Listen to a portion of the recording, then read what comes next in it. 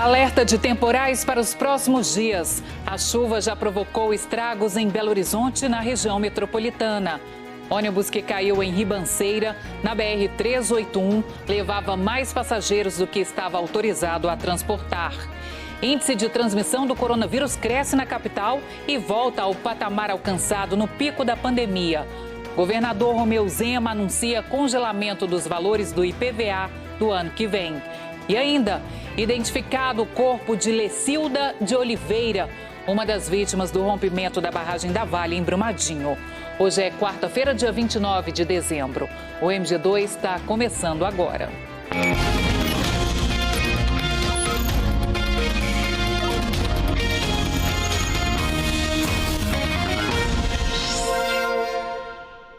Olá, boa noite.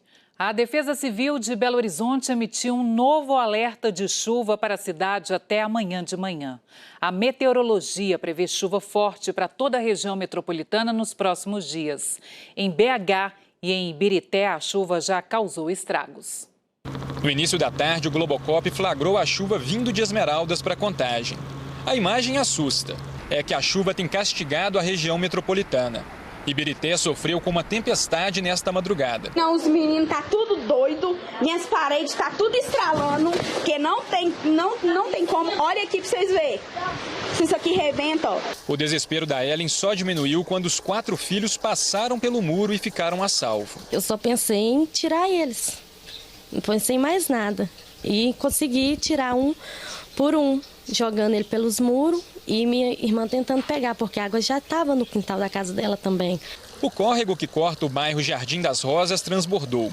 Alagou ruas, invadiu casas. De manhã, as calçadas tinham pilhas de móveis e entulho. E há previsão de mais chuva para os próximos dias para a região metropolitana. Cerca de 150 a 200 milímetros em BH e na região central do estado. Essa zona de convergência ela tem como característica provocar chuvas por pelo menos 3, 4 dias consecutivos, com chuvas fortes. Podemos ter chuvas significativas em boa parte de Minas Gerais, inclusive em Belo Horizonte. Segundo a Defesa Civil da capital, em caso de chuva forte, a população deve evitar pontos tradicionais de alagamento, como esse no bairro Cidade Jardim, próximo à Avenida Prudente de Moraes. Eles têm placas como essa sinalizando onde há risco.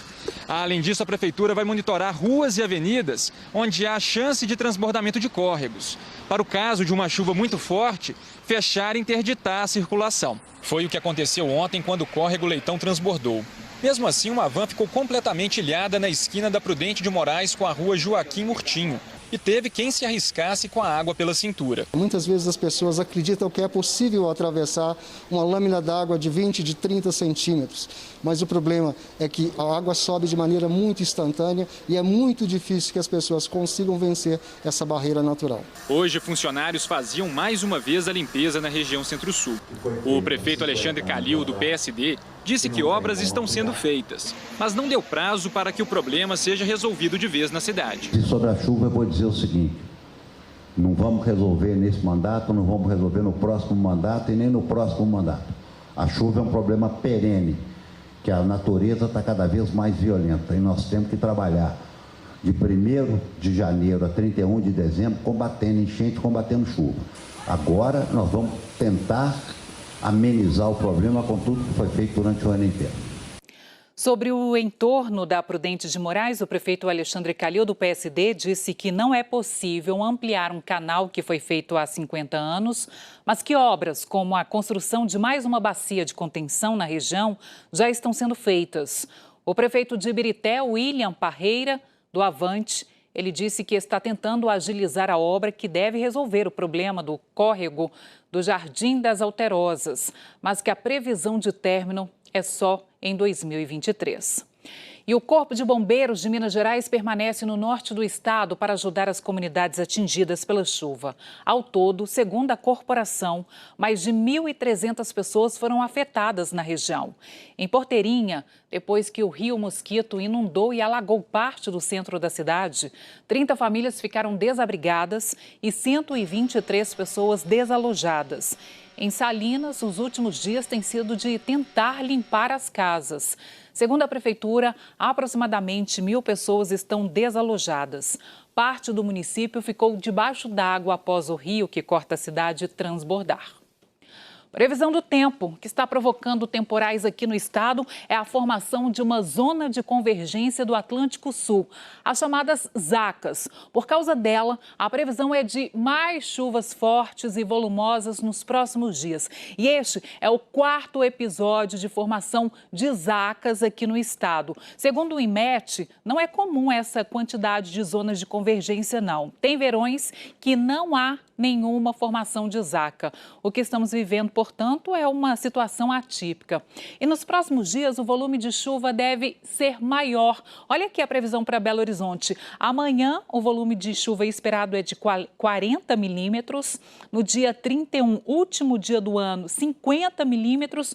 E olha, para o dia 1º de janeiro, de 60 milímetros. Vamos começar, então, o ano com muita chuva. E essa nebulosidade provoca queda na temperatura. Hoje, a máxima aqui em Belo Horizonte chegou a 27,1 graus e amanhã é de 24 graus.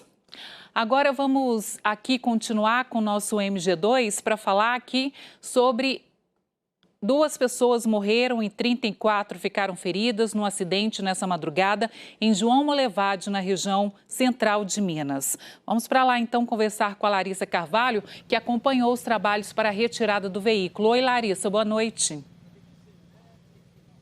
Oi, Aline, boa noite, pessoal. E ainda o ônibus não foi retirado. O cabo de aço já arrebentou 5 vezes aqui e as equipes continuam tentando fortemente retirar o ônibus. São quase 20 toneladas, né? E é um trabalho difícil porque a ribanceira tem quase 40 metros.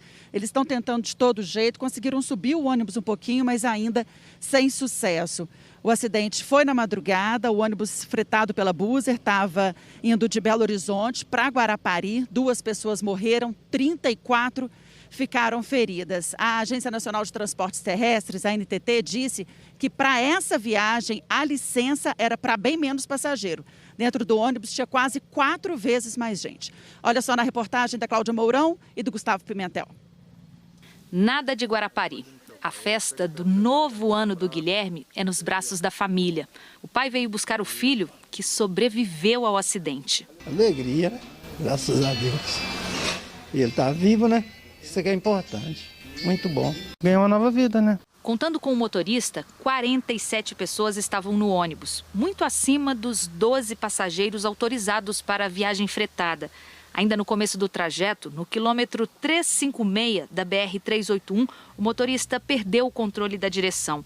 O ônibus capotou e caiu num barranco às margens da rodovia, por onde passa um riacho. A Marina estava acordada na hora do acidente e disse que só não se feriu porque estava usando o cinto de segurança. Só mesmo ferimentos leves, né, de corte de mão, essas coisas, mas nada grave. 34 pessoas ficaram feridas e foram levadas para um hospital na cidade de João Molevade, uma das vítimas em estado grave. Outras 2 pessoas morreram no local do acidente. Uma delas era a dona Maria, de 64 anos, sogra do Marcos. Eu fui arremessado para fora e ela foi junto com o ônibus até o final lá embaixo. Era a mãe que eu tinha. É complicado. O Isaac também foi arremessado pela janela e caiu dentro do riacho. E muito medo, muito susto também. Eu tive que ter força para sair. Porque eu não sei nadar, o que eu ia arrumar? Mas foi Deus, porque senão nem aqui eu estava agora. Peritos da Polícia Civil, que apuram as causas do acidente, passaram a manhã no local. O motorista disse que se sentiu mal e, por isso, perdeu o controle do veículo. Ele fez o teste do bafômetro e deu negativo para uso de álcool. Alguns passageiros disseram que ele estava correndo demais. Ele estava em alta velocidade desde quando saiu de Belo Horizonte, então, assim, para fazer uma curva daquela, uma curva super tranquila, para o cara não conseguir, acredito que tenha sido alta velocidade mesmo. Depois que todos os feridos foram resgatados, os socorristas retiraram as bagagens dos passageiros. E por volta das 10 da manhã, começaram os trabalhos para a retirada do veículo. Uma operação muito complicada. Primeiro porque o ônibus está praticamente preso no meio das pedras.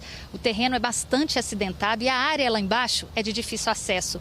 E ainda vai ser preciso abrir espaço aqui no morro para que o guincho consiga levar o ônibus até a rodovia. Eu acredito que vai demorar 2 a 3 dias para tirar esse ônibus. Pelo local, pelas pedras, árvore, entendeu? E o ônibus está travado no meio das pedras. Segundo a NTT, a Agência Nacional de Transportes Terrestres, o ônibus da Buser estava habilitado na modalidade fretamento pela empresa Jundiá Transportadora Turística. Olha, gente, igual a Cláudia mostrou aí, foi difícil conseguir fazer os cabos de aço dos 3 guinchos chegarem até o ônibus. Para isso, trouxeram para cá 2 tratores para abrir caminho aí ribanceira abaixo.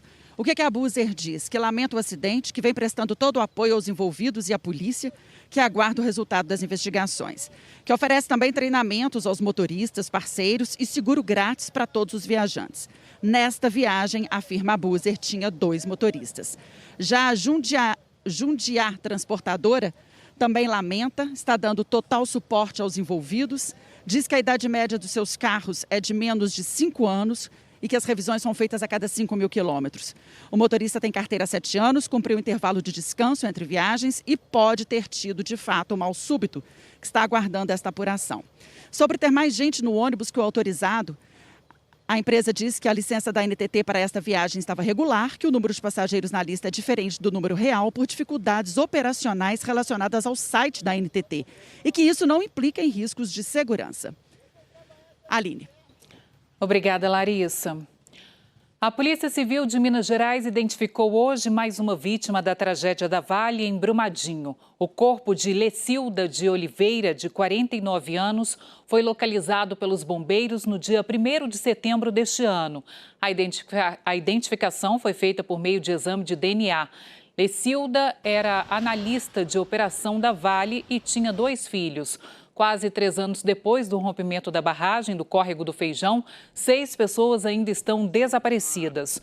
270 pessoas morreram na tragédia no dia 25 de janeiro de 2019. Está sendo velado neste momento em Belo Horizonte o corpo do jornalista e defensor da democracia, José Maria Rabelo. Na casa do jornalista, profissão que José Maria Rabelo foi referência, muita gente veio prestar as últimas homenagens ao amigo. Rabelo estava internado há 1 mês e morreu hoje de manhã, de falência múltipla dos órgãos. José Maria Rabelo nasceu em Campos Gerais, no sul do estado, e veio para a capital ainda jovem para estudar. Aqui se tornou jornalista e ocupou funções como diretor e redator nos principais veículos de imprensa. Na década de 1950, em parceria com Euro Arantes, criou o jornal Binômio, semanário marcado pelo humor e pela ironia, que causava desconforto nos políticos. Tanto é que, com a chegada da ditadura em 1964, o jornal foi fechado e Rabelo teve que se exilar. Ele morou na Bolívia, no Chile e na França. Mesmo assim, o Binômio deixou sua marca e é considerado um dos pioneiros da chamada imprensa alternativa. Com a anistia, Rabelo voltou ao Brasil e se dedicou à construção da democracia e a escrever livros. Em 1979, assumiu a direção do semanário O Pasquim e da revista Cadernos do Terceiro Mundo. Em tempos que a gente vive hoje de desinformação, o legado dele é um legado mais importante ainda. Um legado em defesa do bom jornalismo e de uma pessoa que acreditava no jornalismo como uma força transformadora, motriz de alterar a realidade da população, sempre para o melhor. José Maria tinha 93 anos, era viúvo e deixa 6 filhos. O velório na casa do jornalista se encerra às 8 da noite. De lá, o corpo será levado para o crematório. Ele era realmente uma pessoa fantástica, um grande incentivador dos novos jornalistas. E é isso. E tomara que o legado dele fique para sempre. E eu acho que vai ficar. O governador Romeu Zema, do Novo, publicou hoje nas redes sociais que vai sancionar o congelamento do IPVA 2022 nos mesmos valores de 2021. As datas de vencimento do imposto ainda não foram divulgadas. Há 2 semanas, o governador encaminhou um projeto de lei à Assembleia Legislativa propondo reajuste com base no INPC, o Índice Nacional de Preços ao Consumidor. O aumento proposto foi de cerca de 10%. Atualmente, o imposto é atrelado à tabela FIPE e o reajuste seria de mais de 22%.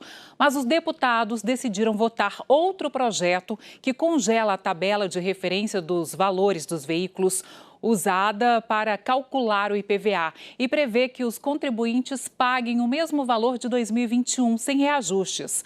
O governo recorreu à Justiça contra a votação, mas o pedido foi indeferido pelo STF. E hoje, Zema, então, anunciou que vai sancionar a lei de congelamento do IPVA. Para entender toda essa situação, você pode acessar o G1. Vamos agora ver os números da pandemia em Minas. Os dados são do boletim da Secretaria Estadual de Saúde. Nós não tivemos registro de morte em 24 horas, casos em 24 horas, 195. Agora a média móvel de mortes em BH. Hoje essa média está em 1. Nós temos uma queda aqui de 20% em relação ao dia 16 de dezembro. A média móvel de casos em Belo Horizonte hoje está em 115, 40 no dia 16 de dezembro. Isso é um aumento aqui, olha, um grande aumento de 188%. Os dados da vacinação ainda não foram atualizados. A previsão da Prefeitura é que isso seja feito na sexta-feira. Os indicadores que monitoram a Covid na capital voltaram a preocupar. A ocupação dos leitos de enfermaria está no alerta amarelo e o índice que mede a transmissão do vírus está no mesmo patamar no pico da pandemia, de quando era o pico da pandemia. Vamos conversar aqui com o Hernani Fiuza, porque ele vai falar desses números. Hernani, boa noite. Oi, Aline. Muito boa noite aí a você também e a todo mundo que está nos acompanhando, viu? Olha, a Secretaria de Saúde aqui da capital confirmou que o RT, que é essa forma de acompanhar a evolução da pandemia, está em 1,15. O que isso significa?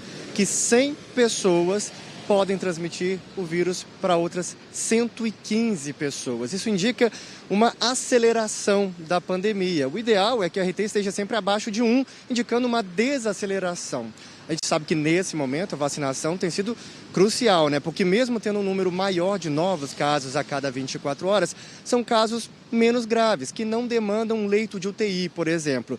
Mas em muitos casos, eles têm demandado sim os leitos de enfermaria, precisam de algum tipo de cuidado médico.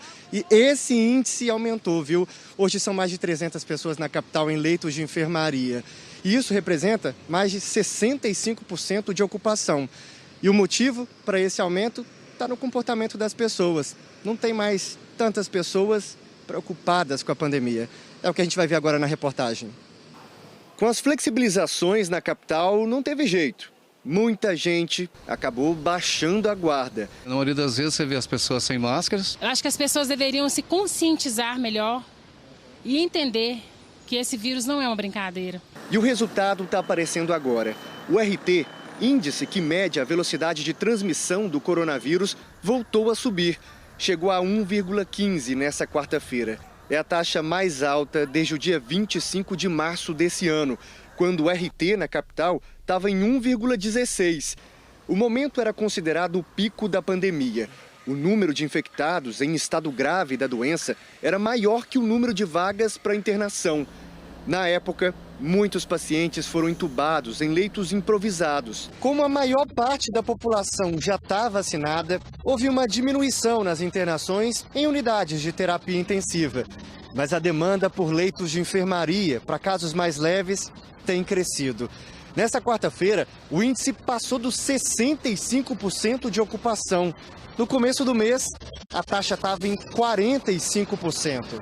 O infectologista do Comitê de Enfrentamento à Pandemia afirma que o aumento da internação está ligado também ao aumento de casos de gripe. Os pacientes internam, a princípio, é sugestivo de Covid, até que esse diagnóstico seja afastado, ele fica com o diagnóstico de Covid. Entretanto, a confirmação posterior, isso significa que nós temos que tirar do banco de dados os pacientes que são, obviamente, de influenza. Dezembro começou com 229 pacientes com Covid ou suspeita da doença em leitos de enfermaria. Hoje, já são mais de 300.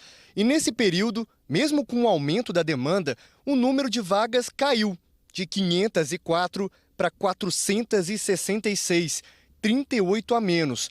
O secretário de Saúde da capital disse que os leitos, tanto de enfermaria quanto de UTI, são usados também para outras doenças e que, se houver demanda, essas vagas podem ser direcionadas para pacientes com Covid. Jogo esses leitos para lá ou para cá, dependendo da necessidade da população, né? Eu não posso, de sã consciência, deixar 50% dos leitos vazios com a equipe pronta para trabalhar, sendo que tem gente na UPA precisando de leito para outra coisa, né? A gente mostra agora o vacinômetro com as doses aplicadas no estado. Em 24 horas foram 132.050. Nós temos uma cobertura de primeira dose com 78% da população aqui do estado, segunda dose ou dose única para 72% da população e dose de reforço alcançando aqui 12,68%. Agora os outros números da pandemia do boletim da Secretaria Estadual de Saúde. Tivemos registro de 6 mortes em 24 horas. Casos 1.041. Agora a média móvel de mortes em Minas Gerais hoje está em 5, representa uma queda aqui de 72%. A média móvel dos casos confirmados está hoje em 499. Estava no dia 16 em 386, é uma variação aqui, aumento de 29%. Todos esses dados estão no G1. Logo depois do intervalo, os centros de saúde da capital começam a funcionar em horário ampliado a partir de sábado. Agora, 7h41. A procura por atendimento médico nas UPAs de contagem por pessoas com sintoma de gripe aumentou muito nas últimas 2 semanas.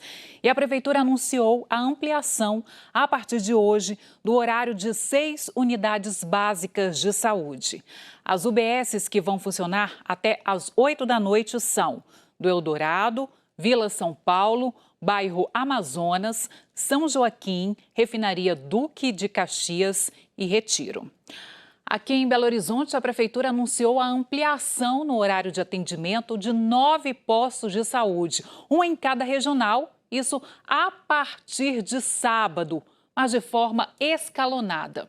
A medida tenta diminuir a superlotação das UPAs da capital por causa do aumento no número de pacientes com sintomas gripais.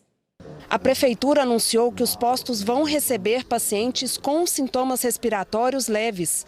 A ampliação do funcionamento começa no sábado. Será um por regional. No Barreiro, Tirol. Na região Centro-Sul, o Centro Nossa Senhora Aparecida. Na Regional Leste, Vera Cruz. Na Nordeste, Cachoeirinha. Na região Noroeste, o Califórnia. Na Norte, Floramar. Vila Imperial, na Regional Oeste. Santa Terezinha, na Pampulha e Jardim Europa, em Venda Nova. Eles vão ficar abertos de segunda a sexta, das 7 da manhã às 10h30 da noite. E nos sábados, domingos e feriados, até 10 da noite. Mas o atendimento ampliado nos centros de saúde não será de forma simultânea. Segundo a Prefeitura, isso vai ocorrer de forma gradativa, conforme disponibilidade de médicos. Hoje, o déficit é de 400 profissionais. Profissionais que desejarem, de qualquer categoria profissional, médicos, enfermeiros, técnicos de enfermagem, poderão vir a ser contratados. Nós já fizemos 2 chamamentos para a nossa rede para aumentar a jornada de trabalho de quem se dispuser a fazê-lo. A medida anunciada tenta reduzir o volume de atendimentos nas UPAs, principalmente nas unidades do Barreiro, Leste, Norte e Nordeste, que registraram maior procura. O aumento de casos de pessoas com quadros respiratórios vem ocorrendo principalmente nas últimas 2 semanas. Só nos centros de saúde o crescimento foi de 46%. Nós temos que seguir o exemplo do que foi feito na pandemia e tentar pular de uma forma mais rápida possível para que o problema seja amenizado.